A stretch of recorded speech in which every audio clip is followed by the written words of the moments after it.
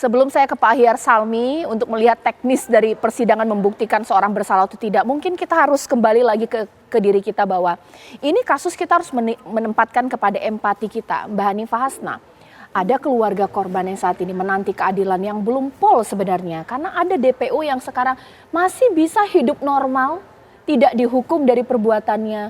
Ada kasus kenakalan remaja, pemerkosaan yang sulit dibuktikan. Bagaimana Mbak Hanifah? Baik. Sebetulnya ini miris sekali ya Mbak ya, apalagi kita lihat ini korbannya adalah perempuan, di mana beberapa bulan ini semua korban perempuan, dari yang kita bahas kemarin yang dari koper dan lain-lain itu. Ini kan femisida, yaitu kejahatan kepada perempuan, di mana perempuan itu menjadi pribadi yang sangat lemah dan mereka menganggap layak untuk menjadi korban. Nah ini banyak sekali yang harus kita kita fokuskan atas perkosaannya. Kenapa anak-anak masih kecil, masih remaja bisa pergi dengan bebas, sehingga kalau kita mau ngomong nih ya, kalau kita ngomong ke orang tua zaman sekarang ya, kenapa mereka bisa merelakan anaknya bebas keluar malam gitu ya, dengan seseorang yang kita tidak tahu orang itu sampai sejauh mana dia bisa melindungi dia, dan yang langsung ke jalan, di mana jalan itu adalah tempatnya kejahatan. Ini yang harus kita perhatikan. Jadi untuk orang tua yang sekarang ini melihat kasus ini, alangkah indahnya kalau kita itu sekarang sudah mulai aware dengan kasus-kasus seperti ini, karena remaja saat ini itu kejahatannya sudah luar biasa. Ini sudah memperkosa, juga membunuh. Artinya moralnya sudah ada. Kemana moral itu pergi? Apakah karena di sekolah tidak diajarkan, atau orang tua sendiri yang tidak mengajarkan ini, atau justru masyarakat abai? Kontrol sosial yang nggak ada dan menganggap bahwa ini adalah masalah-masalah yang biasa. Baik. Sehingga di kemudian hari persoalan-persoalan seperti ini, kejahatan-kejahatan ini akan terus berulang. Dan menganggap bahwa ini adalah persoalan yang sangat-sangat biasa. Jadi yang disalahkan bukan lagi pelaku, tapi korban pun bisa disalahkan. Ini yang membuat kita menjadi harus waspadai lagi. Pak Ahyar, kita ingin ini objektif, jangan subjektif, tidak menyudutkan satu institusi baik kejaksaan, Polri atau pengadilan. Untuk membuktikan atau membuat orang dari tidak bersalah menjadi bersalah itu mungkin sulit karena prosesnya itu berlapis dan membuat BAP di kepolisian, di kejaksaan hingga kemudian pengadilan. Kalau Pak Jogi mengatakan bahwa klien mereka tidak bersalah tapi bisa dihukum, ini bagaimana kemudian melihatnya Pak? Ini di dalam hukum pidana yang dicari adalah kebenaran materialnya. Ini saatnya. Kalau benar Pak Jogi ada bukti, ini PK upaya hukumnya. Ungkap siapa yang melakukan pembunuhan, siapa yang melakukan pemerkosaan. Tentang pemerkosaan ini kita kenal dengan delik yang tertinggal. Kalaulah kiranya yang terpidana saat sekarang ikut melakukan di situ, dia tetap bisa disidangkan lagi. Atau ada orang lain yang melakukan, dia tetap disidangkan. Ini delik tertinggal yang diatur dalam pasal 71 KUHP kita. Ini tetap. Ancaman pidananya kalau ini belum orang-orang yang terdahulu itu melakukan pidana terhadap yang dia melakukan pembunuhan, nanti akan dijatuhkan ancaman yang terberat. Sekarang seumur hidup terbuka kemungkinan pidana mati nanti, karena 340 adalah pidana mati. Yang pasti ungkap semua. Apakah ini ada rekayasa atau ini memang dia yang pelakunya atau orang lain yang ini kan. Ini yang kita harap ungkap semuanya. Ini saatnya menurut saya pihak penegak hukum bahwa mengangkat lebih lagi citra mereka bahwa kita memang negara hukum. Selama ini kan Caca hampir 1 tahun kita banyak bicara masalah politik. Ini saatnya momentum menurut saya masalah hukum pidana ini kita tegakkan lagi melalui kasus ini.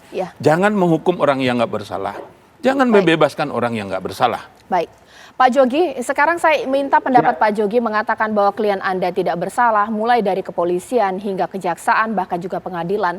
Itu kan ada proses yang bertahap, ibaratnya tidak mungkin institusi tersebut salah menangkap orang karena ada konfrontasi tersangka di sana, ada penjabaran alat bukti, dan juga hal-hal lainnya. Ini bagaimana Pak? Apakah jangan-jangan klien Anda sampai akhir persidangan memang tidak mengaku bersalah melakukannya begitu Pak? Baik, terima kasih. Saya sedikit agak bicara ilmiah dulu karena saya juga seorang dosen. Ya, di dalam ruang gelungkit pembuktian hukum pidana harus diawali dengan penyelidikan. Artinya dalam penyelidikan itu adakah aktus serius menuju mens reanya? Itu yang harus dilakukan dulu. Supaya nanti ada proses pembuktian selanjutnya. Tetapi apa yang terjadi di dalam proses ini, orang tua dari Pak almarhum Eki hanya mendapatkan 2 keterangan yang tidak bisa dipertanggungjawabkan dari anak muda yang bernama Aib dan saudara itu yang tidak pernah hadir dalam ruang persidangan, walaupun sudah diundang berkali-kali. Dan ini menjadi pertanyaan, siapa yang menyembunyikan ini? Siapa yang menyembunyikan? Seharusnya kalau dia memberikan informasi tentang anak muda di sana duduk-duduk, kaitan duduk-duduk. Pak Jogi. Iya, Pak Jogi mohon maaf ini audionya sedikit terhambat. Boleh dicek lagi audionya Pak Jogi? Baik, sedikit terputus. Saya mungkin ingin ke Mbak Putri. Apakah Mbak Putri masih tersambung dengan saya di sini? Mbak Putri? Juga tampaknya. Iya, masih Mbak. Mbak Putri. Masih. Baik, Mbak Putri, sebenarnya Mbak Putri ini bersama dengan tim pastinya. Ada tidak dalam persidangan tersebut? Dan mungkin apa pendapat Mbak Putri ketika sampai dengan akhir kemungkinan klien dari Pak Jogi ini tidak mengaku melakukan perbuatannya? Saya kan memang dan tim tidak mendampingi saat itu ya Mbak.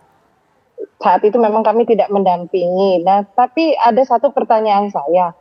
Kalau di fakta persidangan itu kan sah-sah saja mau dia mengakui atau tidak. Ya kan, karena yang dikejar kan bukan pengakuan Mbak, tapi kan pembuktian di pengadilan itu. Jadi kalau seandainya memang di fakta persidangan itu tidak ada alat bukti, saksi, dan unsurnya tidak terpenuhi, ya harusnya majelis hakim tidak melakukan pemutusan yang sekarang sudah terjadi, begitu. Ini yang kami memang tidak tahu bagaimana waktu fakta persidangannya, gitu Mbak. Jadi nggak bisa berbicara lebih. Tapi yang namanya persidangan, tentunya majelis hakim bisa memutuskan itu kan berdasarkan fakta, alat bukti, saksi, dan lain sebagainya yang memang mengarah dan membuktikan pelaku itu benar-benar bersalah. Namun Pak Jogi tadi kan menyatakan bahwa kliennya tidak mengaku dan tidak sampai putusan tidak mengakui perbuatannya, yaitu ya siapapun namanya orang yang bersalah biasanya memang rata-rata tidak mau mengaku Mbak gitu. Nah, tapi itu tadi kita kembalikan kepada majelis ya. Penuntut umum yang mengetahui fakta-fakta persidangannya Mbak, kami tidak bisa berkomentar banyak saat ini. Pak Jogi boleh berikan komentar.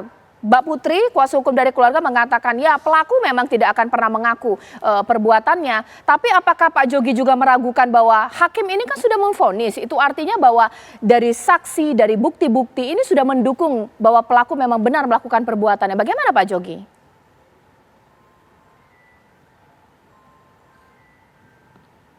Pak Jogi boleh dijawab? Ya, baik. Pertanyaan tersebut nanti akan saya tanyakan pemirsa kepada Pak Jogi. Ini menjadi penting Anda mendengarnya. Sesaat lagi kami akan kembali.